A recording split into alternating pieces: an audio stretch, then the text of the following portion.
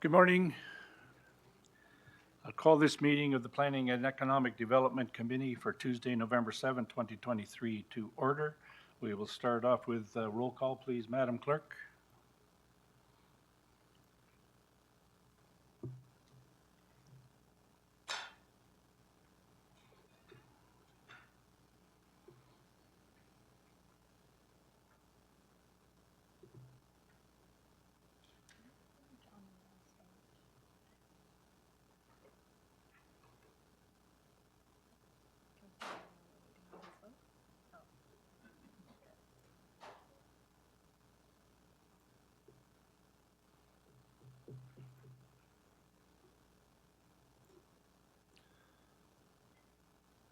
Okay, there's only 3 of us in the chamber, but there are 2 online, and now there's 4 in the chamber with the regional chair joining us. Thank you. Any declarations of pecuniary interest, members of committee? Hearing and seeing none. Before we get to the adoption of the minutes, Commissioner, you have an announcement to make? Yes, thank you, Committee Chair Chapman, and good morning, everyone. For those in chambers, you may notice that our Director of Planning, Gary Mueller, is not with us today.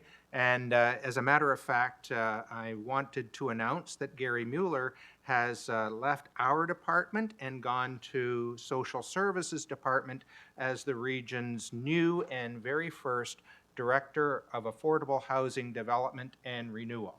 So we are going to miss Gary tremendously, but I know he'll do a fantastic job in social services in that portfolio, and steps have been undertaken to fill that position. So thank you, Chair Chapman.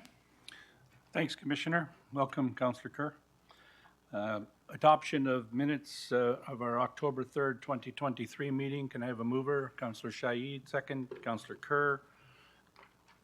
Comments, questions, otherwise? All in favor? Opposed? That is carried. There are no statutory public meetings, no presentations. We have a delegation from the Greater Toronto Airport Authority.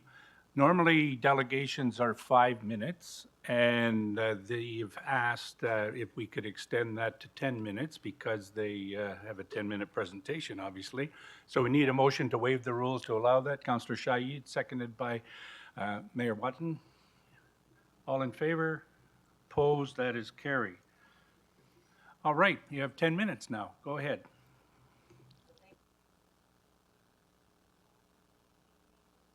Welcoming us here today. My name is Karen Mazurkowicz. I'm the Vice President of Stakeholder Relations and Communications at the Greater Toronto Airports Authority, the GTAA, which of course manages Toronto Pearson. And I'm joined by my colleagues, Doug Ellingham, the Chair of the GTA Board, and Johan van der Hoff, Board Member nominated by the Durham Region.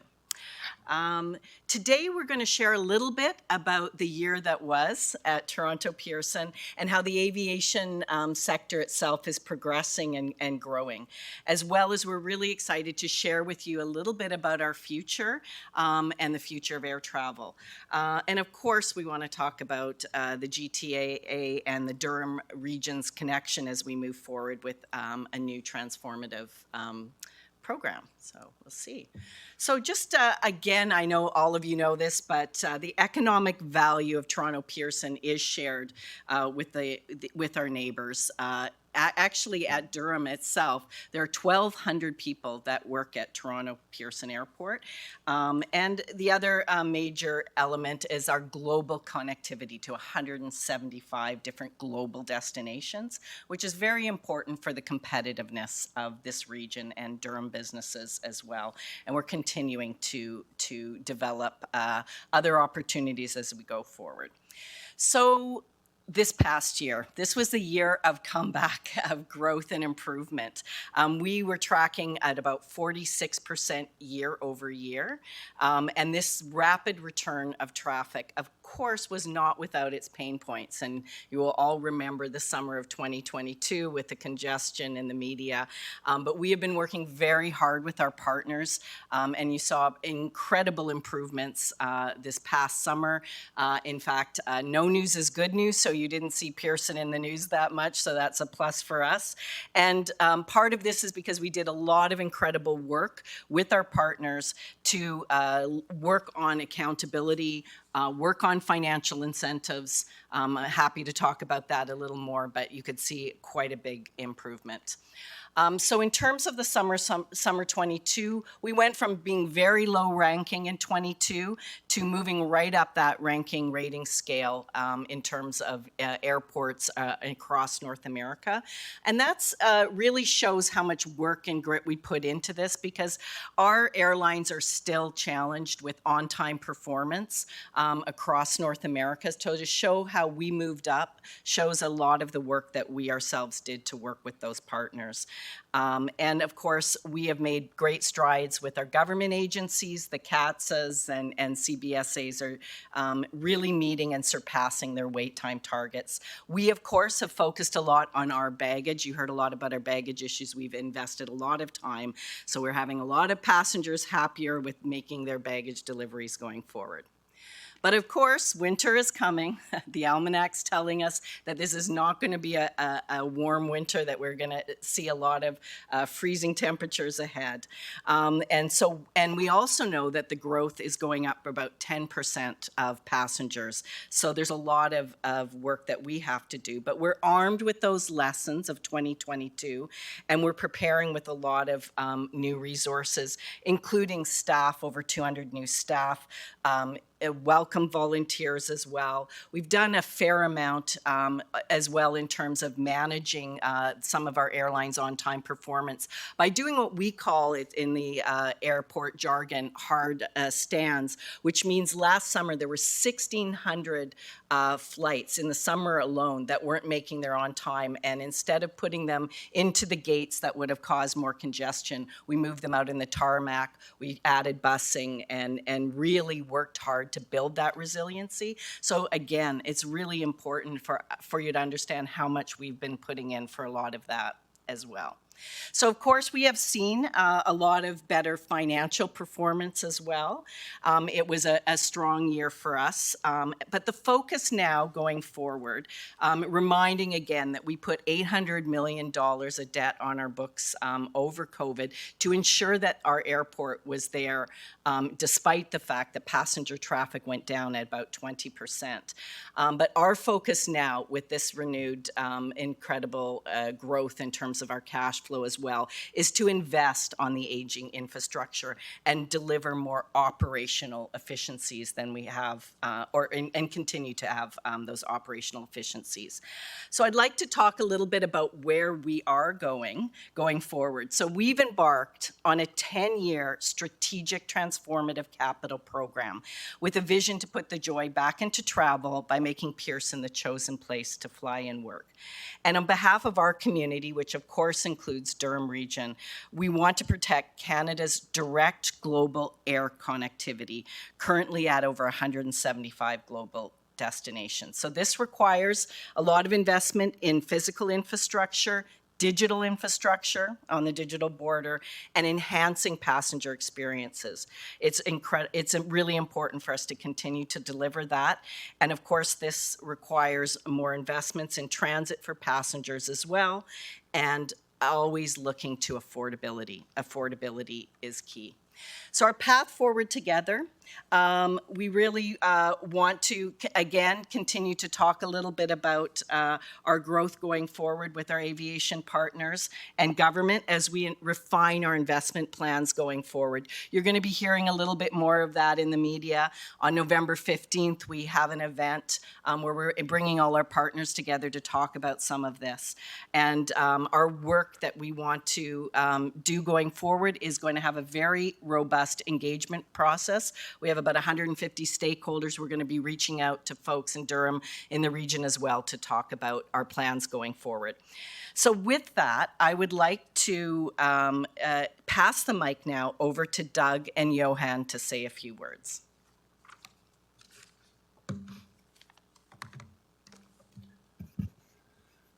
Thank you, Karen. I'd like to add my thanks to Committee Chair Chapman, Chair Henry, and to the committee for inviting us today. I will say it has been a real honor for me as a long-term Durham resident to serve as chair for the last 4.5 years at GTAA. It's been an extremely rewarding experience, and Durham is the only region that actually has 2 reps on the GTAA, so we're well served. I'd also like to reiterate our sincere desire to engage with the community of Durham on the transformation of Toronto Pearson as we recover and continue to grow and try to provide the best possible passenger experience for our customers. Chair Henry and committee members, I want to say that you have an impassioned representative in Johan. He's actively engaged and brings forward perspectives from the region for consideration pretty well at every meeting we have. He's also a very effective chair of our audit committee. So I'm going to turn it over to Johan. Thank you, Doug. I very much appreciate the opportunity to have a couple of words for a minute and just let you know a little bit about, as chair of the audit committee, this is my 4th year, and we've had to pivot from when COVID happened, we started to lose $2 million a day and what did we do with that and how did we survive, to now we had to cope with, well, what do we do about how do we fix things? So the audit committee, working with management and the board, has come up with a number of things to improve things. We've changed the rates and charges, both to have penalties for late flights, but more importantly, we put in new incentives. So airlines will now get refunds if they're on time, refunds if the bags are on time. So we will be measuring all that sort of stuff. And we've put in a new Pearson standard, which is a standard contract across the thing in order to bring this up. And now we're focused on the question of how do we build for the fact that we have people coming back, we have aging infrastructure. And so the committee that I lead at the moment is charged with the business plan and the capital financing of that, and I assure you that it's sort of well underway. So with that, I'll stop and take any questions. Great, thank you very much. The only thing I can tell you is that, so I traveled last year, very disappointed with the baggage, right? Waiting like 2 hours. I just came back a week ago from Europe, and it was a lot quicker, and the whole thing was a much better experience, especially seeing how I flew out of Charles de Gaulle Airport, which was really, really bad. So anyway, having said that, are there any questions by Councillor Shaid? Thank you so much. Through you, Chair Chapman. In the last slide, you guys had mentioned, bear with me, I'm pulling it up, build affordability. So can you expand on that for me, please? Affordability in terms of building for the airport is what we're talking about. So as we're building out our facilities going forward and building with our aging infrastructure, we're going to be doing it keeping in mind, the monies that we can raise given, through the debt markets and other investments with government. So we are going to build with affordability in mind. Sounds good. Definitely, you coming out and giving us a little bit more info is a breath of fresh air because Pearson has been in the news, not in a good way, but I know the team is doing their best, and I'm sure we will do better. And these markers are very, very good to see that there is more accountability in place. So my next question on this is that when you had placed in incentive programs for airlines to do better, how does that work? As in an airline touchdown on time, baggage comes out. So sure, go ahead. I just have a question. Isn't this our crew at the Pearson that helps them take the baggage out? No, okay, all right. No, the airline staff take the baggage out of the planes and then it goes on our conveyors. Okay. So there's a handoff there.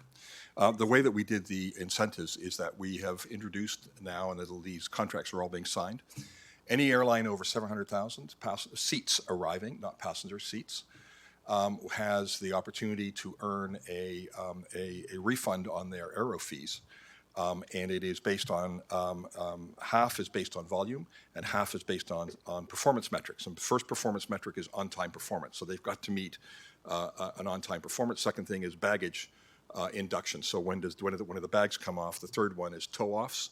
And the fourth one is, anyway, the point is that all of them is about on-time performance and customer experience. And we're giving refunds back. It'll be in the several millions of dollars if they perform to do that. The other thing is we've also changed the rates that if they're late pushing off, it's $3 a minute. Yes, And all of this is to incent this get it right every minute Thank mentality. you. Through you, Chair Chapman, I've also heard many international airlines have fines on them because of their poor management. I guess that's your gain, and then the refund is from the same pot of Well, money. each country has its own regulatory framework, and so we have ours, the APPR, the airline passenger regulations that are now going through being passed. We're trying not to do that. What we're trying to do is to have a collegial work together kind of thing, which is why we have this refund program to refund it back. One other thing that management brought forward and we approved was an investment in something called Isaiah, which is a artificial intelligence camera, 105 gates, and now we can measure the activity every 5 seconds. So we can tell if the gate goes on late, if the food truck's late, if the fuel truck's late, blocks on, blocks off, and we can do it. And so we can order the data by gate, so we know whether it's a crew on that gate or we know whether it's by airline. So that and management sits down. So this is not a penalty beat people. This is a collaborative relationship because we have to work together to get it done. Sounds So, good. yeah. Thank you so much. I wish you the best. Appreciate it. That'll be all, Chair Chapman. Thank you. Mayor Collier? Thank you, Chair. I don't know if you can hear me. Can you? Yep, you're good.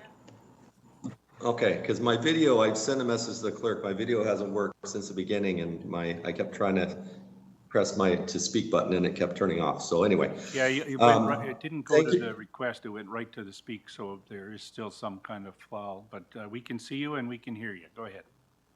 Excellent. Okay, thank you. I just I want to reiterate, Chair Chapman, you started to ask my question. I travel a lot, and I don't mean no disrespect, but when it comes to getting your bags, Toronto is the absolute worst for time in my experience. And I'll try and phrase this as a question. I mean, first, are you aware of that? And I mean, how is having cameras and that type of thing and offering a reimbursement going to help the physically getting the bags from the plane to the carousels? Thanks for the question. Yes, we're absolutely aware of the baggage issues and some of the issues. And again, to be clear, is that the bags that come off are often contracted out to different baggage companies, and although Air Canada does their own. So one of the things that we're doing in addition, so Johan talked about the Pearson standard, is that we've created scorecards for the baggage handlers. So we are measuring their performance, and we are letting the airlines who hire them know what their performance is. And over the past summer, one of the baggage handler groups that was not performing well, they lost some contracts. And part of that was us creating greater transparency to our aviation partners so they could actually work together and develop better performance. So we are seeing better performance by the handlers. Ourselves, in terms of our own carousels, we are also planning, we also are taking accountability, have a dashboard up there all the time, and are able to move very quickly if there's ever any baggage jams. And we've seen that reduce more than a half going forward. So we are working very, very hard to ensure that baggage delivery is faster. Mayor Collier, you went offline here. Can you hit the request to speak button again? There you go. There we go. Thank you for that. I do fly Air Canada probably 90% of the time, so that might explain things. And their rating was not very good. What were they? 9th out of 10 or something. So I'm glad to hear that. Thank you. Anything you can do to help improve the passenger experience is great. On a positive note, getting to the gates is simple. I mean, I've seen the horror shows online, people flying in March break and at Christmas. So don't fly at March break and Christmas because all the rest of the time has been great. So they do a great job getting people in and out. And I've seen a lot of work as far as the accessibility issues as well. So there is a positive. Thank you very much for your presentation today. Thank you. And I would be remiss if I didn't call out our digital, like YYZ Express for everyone as well.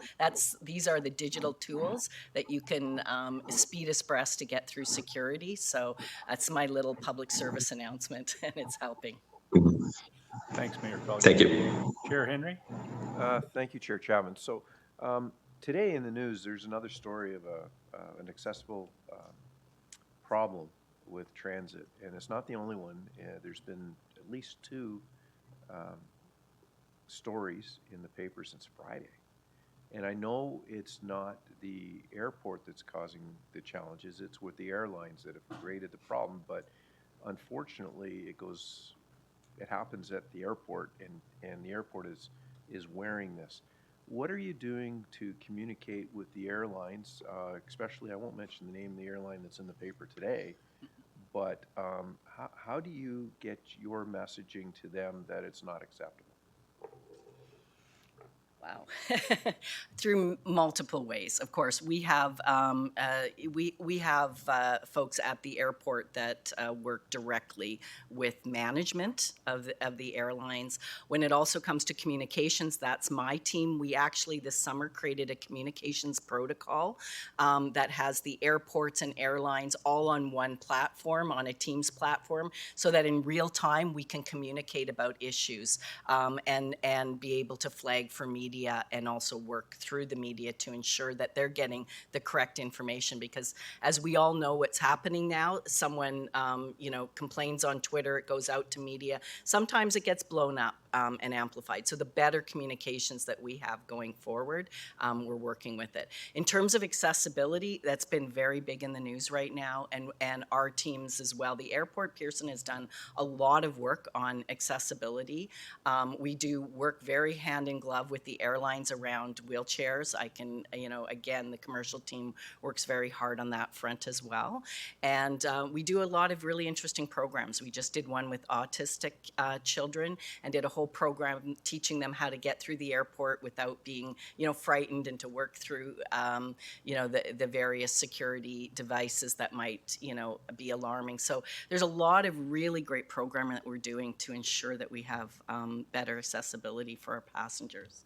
I don't know if Doug wants to answer. Through the chair to Chair Henry, our board is laser focused on passenger experience, and it's a conversation that we have every time we have a committee meeting or a board meeting. And during the summer, we did call Air Canada to meet with our board, and we had a conversation with Air Canada, and they made a presentation to us on their efforts to improve their passenger experience. Our CEO, Deborah Flint, also meets regularly with the CEO and senior management of Air Canada, and these issues are discussed on a regular basis. We have little influence on how they handle the passengers once they're on the plane or getting to the plane, but we've made it very clear to Air Canada and the other airlines that when you come to Pearson, there are some standards that we expect, and so we've been very focused, and also Karen has been working with all of the government agencies that operate at the airport, and we've delivered similar messages to them. And those of you who've traveled through the airport have probably seen a huge improvement at security, huge improvement at customs over the last 6 months since last Christmas. They have put more staff on. They have stepped up their surveillance of their own operations. So things have improved dramatically, and we're continuing to work to make sure that it's an ongoing process. Two follow-up. One is I'm happy to hear that you're holding the airlines accountable for the stories that are in the newspaper in the last couple of days. Next question is, you're aware that the growth in Durham Region is going to double by 2051. But it's not just Durham Region. It's the entire GT, Greater Toronto Hamilton area, include Durham in that. How are you meeting the growth of the population out to 2051? It's going to double. So how are you going to forecast and make the changes within the airport to meet the capacity of the challenges of really being in a very popular area for people to live. So as through the chair to Chair Henry, as Karen mentioned, we've been working on a 10-year strategic plan. And as part of that plan, we've been looking at future forecasts for travel. And we've also been looking at our own facility and trying to understand what the constraints are at Pearson. And we're putting a transformational plan in place to be able to handle growth over the next probably 2 decades. So we have a large site. There's lots of room on the site. There's the ability to make a number of improvements. We also have aging infrastructure that we're working on, but we're also looking to the future and how to accommodate those increased demands. And as you're probably aware, the federal government is embarking on a study in southern Ontario to look at overall capacity and needs going forward. So I think that study has just started. Final question, Chair. In Durham Region, we have had, since June, prior to June, we really never had asylum seekers in our region. But we now have, I'm going to say close to 350. How is the airport managing the influx of asylum seekers? And are you getting the support that you need from the federal government to manage all of that? Yeah, so far, we haven't, our general processes that we've been dealing with asylum seekers has been working. So we have a safety and team at the airport that does manage this going forward. We've dealt with Afghan refugees in the past, Ukrainian refugees. The world's in turmoil right now, but so far we have been managing very adaptly to these asylum seekers coming through, or to folks coming through the airport. So, Follow up to the question. Thank you for identifying our Ukrainian and Afghan refugees.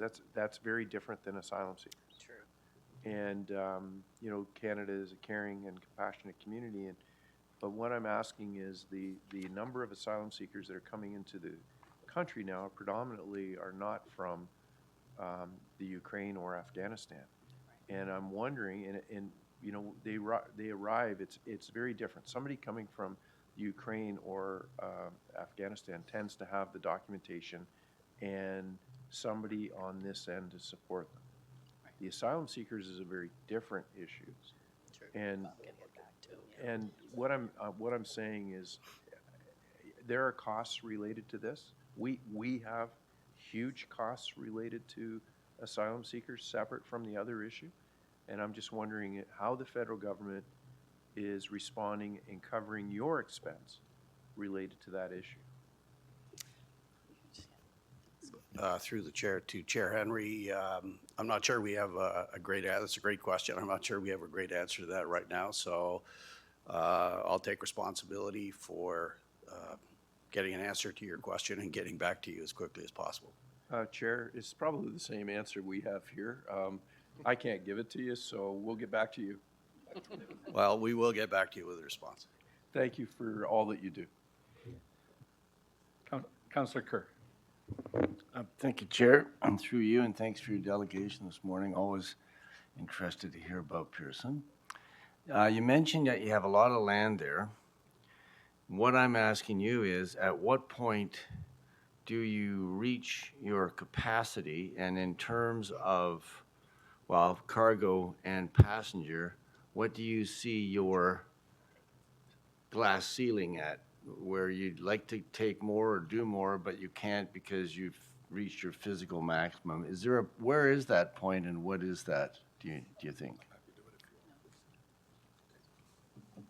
Through the chair, to the councillor, we're in the process right now of, the issue of capacity is a very complex thing.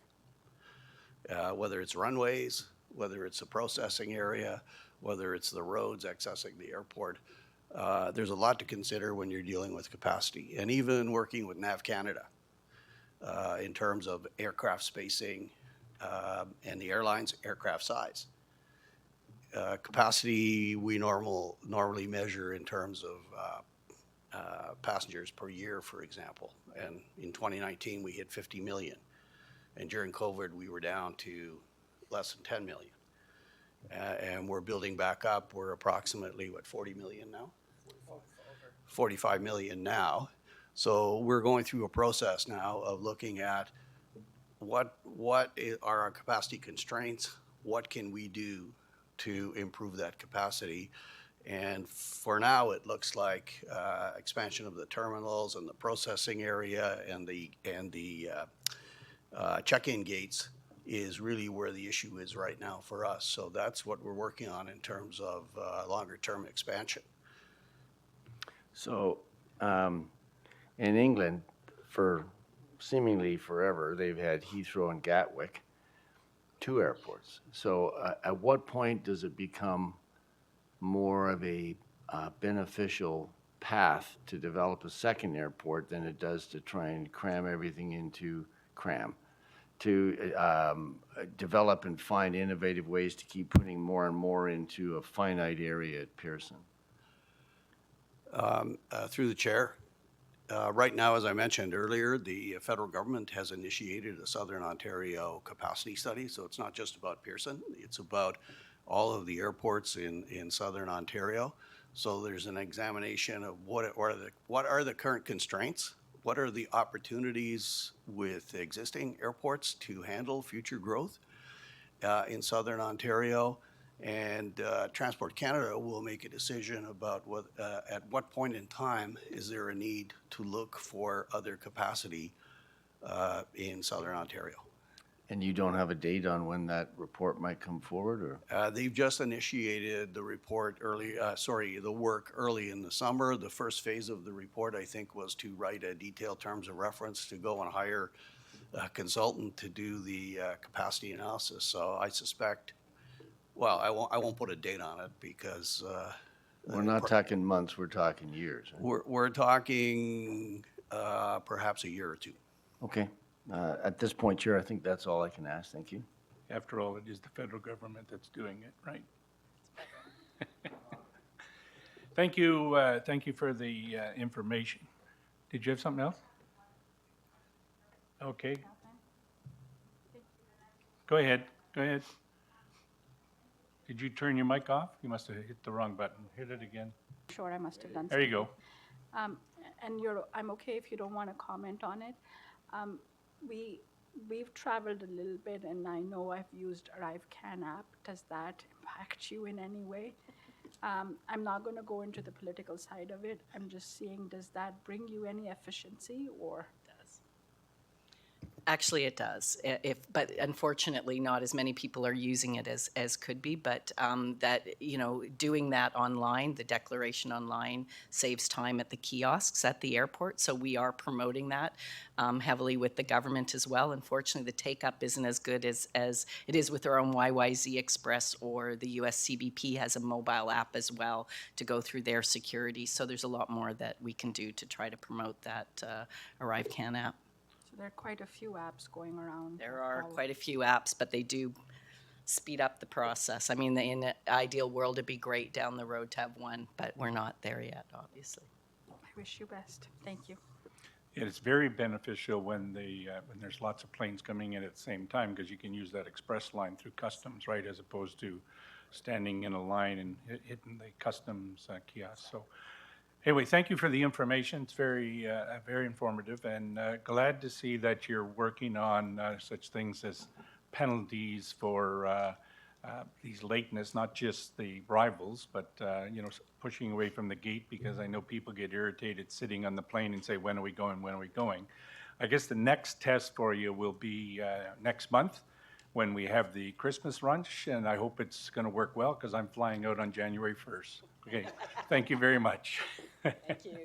Thank you.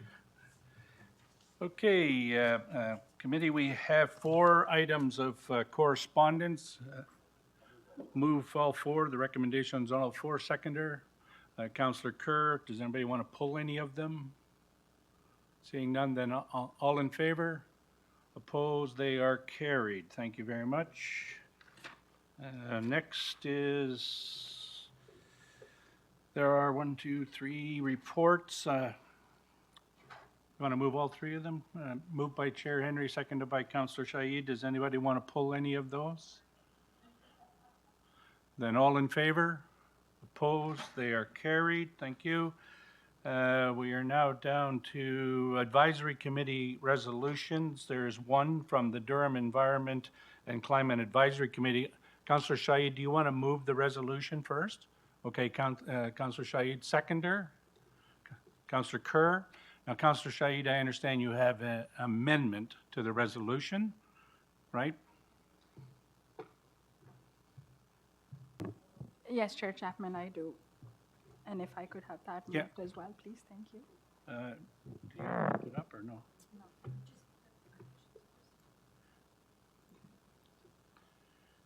We need a seconder on the Chair Henry.